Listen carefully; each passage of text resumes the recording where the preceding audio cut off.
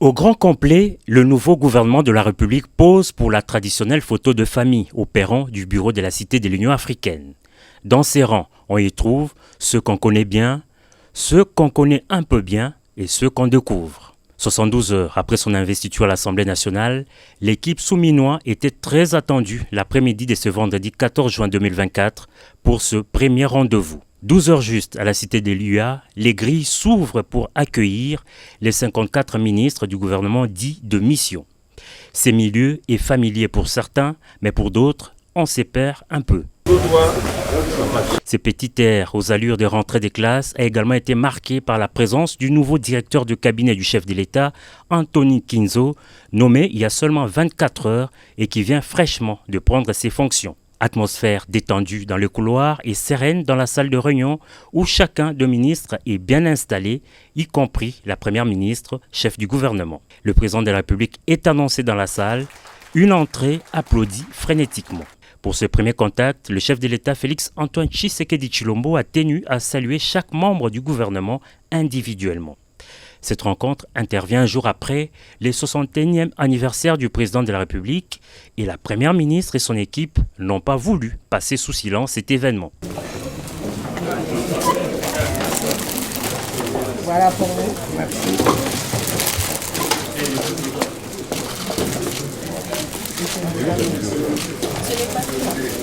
Il y a 4 tableaux. Ce sont des masques de toutes les ethnies de la RDC. Avec une cartographie de tous les masques et les provinces. Ces premiers rendez-vous a donc été l'occasion pour le président de la République d'exhorter le gouvernement à se mettre très vite au travail. Il a en outre invité chacun au sens de l'engagement, comme l'a mentionné la première ministre au sortir de la réunion. Le chef de l'État, à cette occasion, a donné un certain nombre d'instructions, a rappelé à l'ensemble des membres du gouvernement, mais particulièrement aux nouveaux, la manière dont la gouvernance devait être menée. Nous sommes au service du peuple, au service du pays et il faut que le travail commence. Après ce tout premier conseil de ministres, le travail devra donc reprendre de plus belle.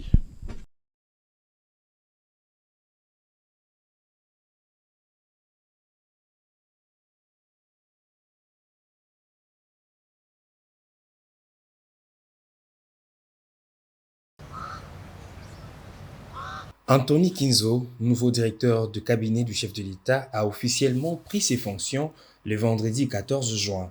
C'était lors d'une cérémonie de remise et reprise qui a été organisée à cette occasion au Palais de la Nation avec son prédécesseur, Guilain Nyembo, devenu vice-premier ministre en charge du plan et de la coordination d'aide au développement. Dans son monde des circonstances, le nouveau directeur du cabinet a remercié le président de la République pour le choix et la confiance placés en sa personne. Après avoir reçu les dossiers de main de Guilain Nyembo, il a exhorté tous les membres du cabinet du chef de l'État au travail, à la sudité et à la discipline afin d'atteindre l'objectif ultime qui est la réussite du second mandat du président Tshisekedi. Anthony Kinzo Kamole, autrefois directeur général de l'Agence nationale pour la promotion des investissements ANAPI de 2017 à 2024, a par ailleurs remercié son prédécesseur pour l'accueil lui réservé et l'échange qu'ils ont eu à huis clos quelques minutes avant cette cérémonie de passation de pouvoir. Prenant la parole à son tour, le directeur de cabinet sortant Guilain Nyembo Bouiza a exprimé sa reconnaissance au président de la République. Il en a également profité pour exprimer sa gratitude envers ses anciens collaborateurs.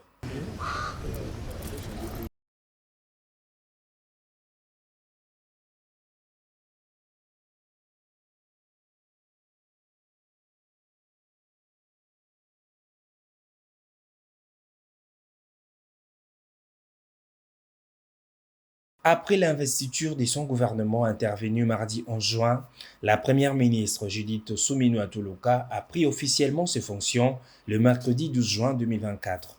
C'était à l'issue d'une cérémonie solennelle de remise et reprise qui s'est déroulée à la primature entre elle et son prédécesseur en présence du secrétaire général du gouvernement Jean-Albert Ekumbaki et de proches collaborateurs. Aussitôt arrivé après les honneurs lui rendus par la police en détachement à la primature, La nouvelle première ministre Judith Suminwa Toloka a été chaleureusement accueillie par Jean-Michel Sama Lukonde, qui l'a aussitôt conduite au salon du bâtiment Lumumba pour un bref moment du dévoilement de son portrait nouvellement posé dans la galerie des premiers ministres. Juste après cette étape, le premier ministre sortant a conduit la nouvelle locataire de la primature au jardin de Premier pour un autre moment important des visites et des dévoilements du buste de la nouvelle première ministre, où pour la première fois, les bustes d'une femme étaient érigés. Un signal fort donné par le président de la République, Félix Antoine Tshisekedi, champion de la masculinité positive en RDC. Après la visite de jardin de Premier, Sama Lukonde a présenté à sa successeur le charroi automobile de la primature, charroi très bien conservé durant 3 ans.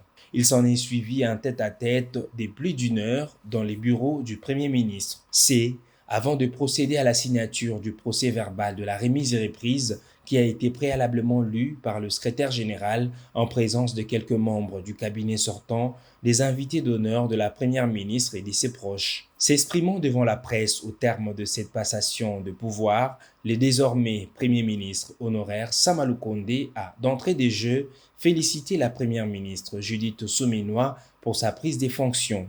Il a par la suite salué le choix historique porté par le président de la République sur une femme à la primature. C'est aussi l'occasion pour moi de féliciter Madame la Première ministre, d'abord pour sa prise de fonction aujourd'hui, mais aussi rappeler ce choix historique pris par le président de la République, champion de la masculinité positive. La féliciter également pour la brillante présentation au Parlement du programme d'action du gouvernement qui reflète la vision de son Excellence, Monsieur le Président de la République, et qui sera son fil conducteur tout le long du moment qu'elle va passer à la tête du gouvernement. Pour sa part, la première ministre Judith Suminwa Toloka a réitéré le vœu de poursuivre le travail de son prédécesseur afin de consolider les acquis tels que voulus par le chef de l'État. Donc pour elle, c'est une continuité dans le travail. Merci, Monsieur le Premier ministre et Merci. honorable sénateur. Merci. Comme vous l'avez dit, ce jour est un jour mémorable et je ne peux qu'à mon tour remercier le Seigneur, le maître de temps et des circonstances, parce que c'est lui qui a voulu que ce soit ainsi et que ce jour arrive aujourd'hui. Merci aussi et toute ma reconnaissance à son Excellence, Monsieur Félix Antoine Tshisekedi Tshilombo, président de la République et chef de l'État, pour la confiance qu'il a mis en moi, afin de poursuivre le travail que Monsieur le Premier ministre Sama a commencé. Car comme vous le savez, il a indiqué, il s'agit de consolider ce qui a été fait et de poursuivre. Et donc, comme je lui ai dit tout à l'heure, je sais qu'il n'est pas loin et que je pourrai toujours recourir à lui pour avoir certaines informations, certains conseils sur la manière de faire certaines choses, parce que c'est toujours important d'écouter ceux qui sont passés avant nous, parce qu'on tire toujours profit de leur expérience, de ceux qui ont été du travail. Pour rappel, c'est le 27 avril 2021 que Jean-Michel Sama Lukonde avait pris les fonctions de Premier ministre.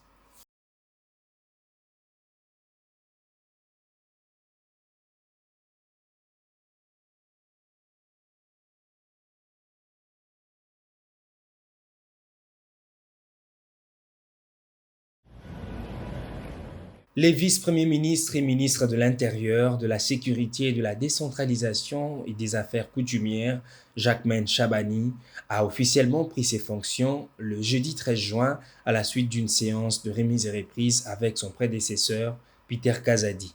Après sa prise des commandes à la tête de ces ministères, les nouveaux responsables de la territoriale s'est engagé à faire de la sécurité des Congolais et de la stabilité des provinces l'une des actions majeures de sa vision à la tête du ministère de l'Intérieur et de la Sécurité.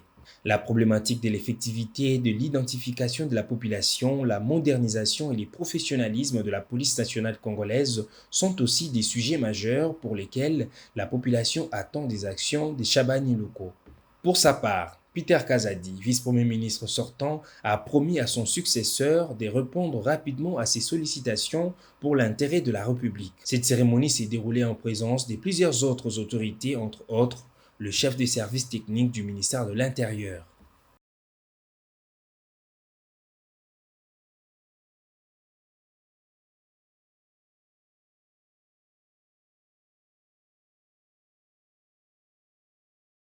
Qu'il me soit permis, avant toute chose, de remercier l'Éternel Dieu Tout-Puissant, maître de temps et de circonstances, qui a permis que nous nous trouvions en ces lieux pour cette cérémonie des remises et reprises au sein du ministère des Affaires foncières.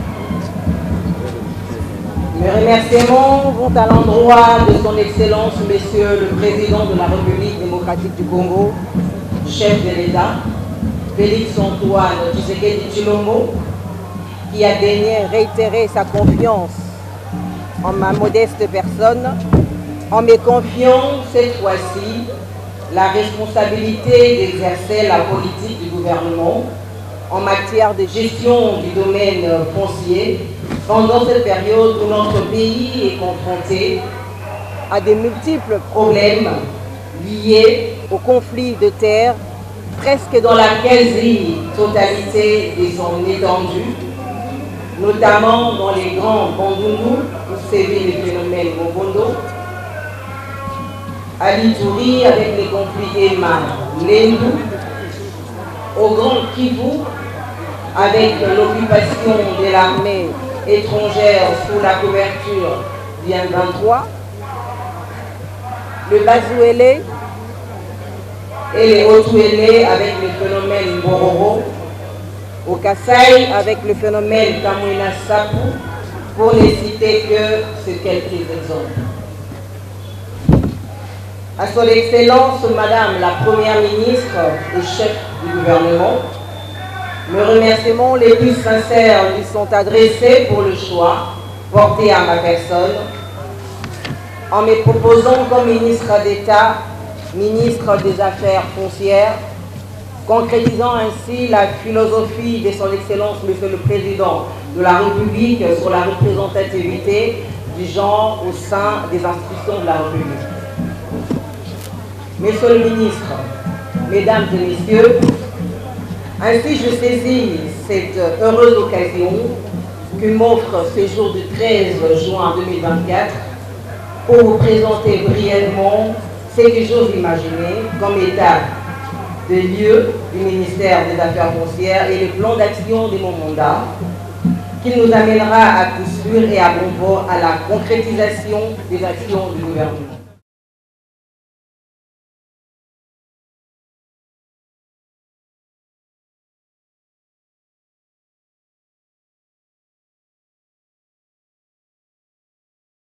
Le rapporteur du bureau provisoire du Sénat, Ivan Kazadi, a présidé le lundi 10 juin 2024 la réunion de la commission spéciale chargée de l'élaboration du règlement intérieur, une rencontre qui a débouché à la mise en place du bureau de cette commission.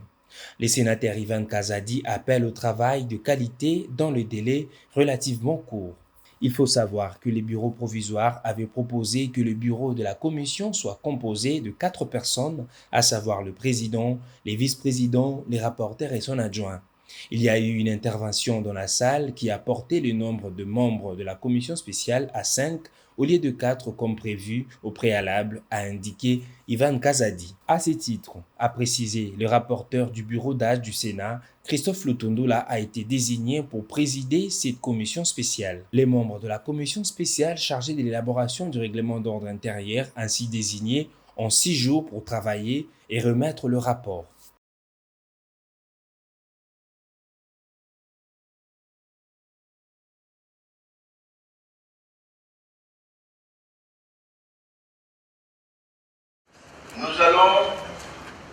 50 membres au total composent cette commission en raison des 10 délégués par province et 4 pour la ville-province de Kinshasa. Cette commission dispose d'un délai de 6 jours pour élaborer les règlements intérieurs, a indiqué le président du bureau d'âge, le sénateur Pascal Kounduelo Lumbo. Ces membres se réuniront lundi notamment pour élire leur bureau. Cette commission spéciale dispose d'un délai de 6 jours pour procéder à l'élaboration du règlement intérieur et présenter son rapport. Un rapport avec les incompatibilités prévues aux articles 108 de la Constitution et 78 de la loi électorale. Les sénateurs Lutundula Benapala, Christophe et Mukembichai Kabongo, Sylvain, ont écrit au bureau provisoire pour exprimer leur option de demeurer au Sénat. Pour sa part, M. Kiaboula Katoué Jacques a, dans sa lettre du 6 juin 2024, renoncé au mandat du sénateur.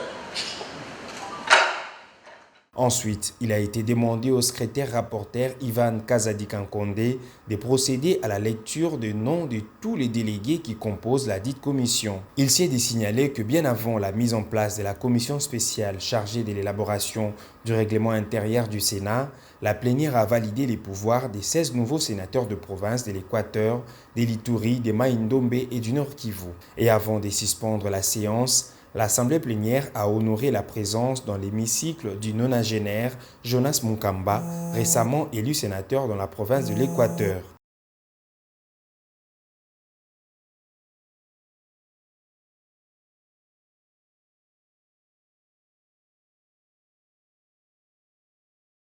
À l'issue des travaux de ces séminaires de la TAF à Kinshasa, la RDC, représentée par la Direction générale des impôts, a signé son acte d'adhésion à ces forums pour devenir les 44e membres de cette organisation internationale. Une satisfaction pour M. Barnabé Mwakadi Mwamba, directeur général des impôts. La TAF, c'est un forum sur l'administration fiscale africaine qui vise aussi